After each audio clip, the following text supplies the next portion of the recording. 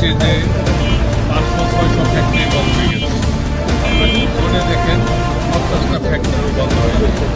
এবং নারায়ণগঞ্জে যে ঘটনাটি ঘটল, নারায়ণগঞ্জে এক ব্যবসায়ী, আমি বলতে বাধ্য হচ্ছে পার্সেস গ্রুপ, তারা সরকার থেকে ব্যাংক থেকে 3.5 টাকা তারা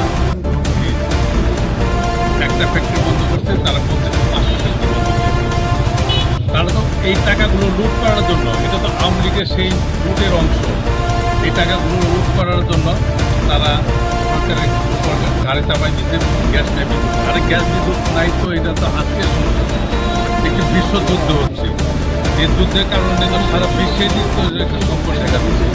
সুতরাং এই সমস্যা তো আমরা সমাধানের জন্য চেষ্টা করছি, ইনশাল্লাহ জনাব তারেক রহমানের নেতৃত্বে দ্রুত এটা সমস্যার সমাধান হয়ে যাবে। তবে যারা নাকি সরকার বিদ্যুৎ সরকারি টাকা লুট করার জন্য, ফ্যাক্টরি টাকা লুট করার জন্য তারা ফ্যাক্টরি বন্ধ করে দিচ্ছে স্বেচ্ছায়, এগুলো আমরা তীব্র নিন্দা জানাই এবং এদেরকে হুঁশিয়ার করে দিতে চাই। এবং এরা যে হাসিনার প্রেতাত্মা ছিল, তারা যে এখনো দেশে অবস্থান করে ব্যবসা পরিচালনা করতে পারতেছে, এর জন্যই তো তাদেরকে আল্লাহর কাছে শুনতে আদায় করা, এত অন্যায় করার পরও বিএনপি তাদেরকে কাজ করার ব্যবসা করার সুযোগ দিয়েছে। তারা যদি সঠিক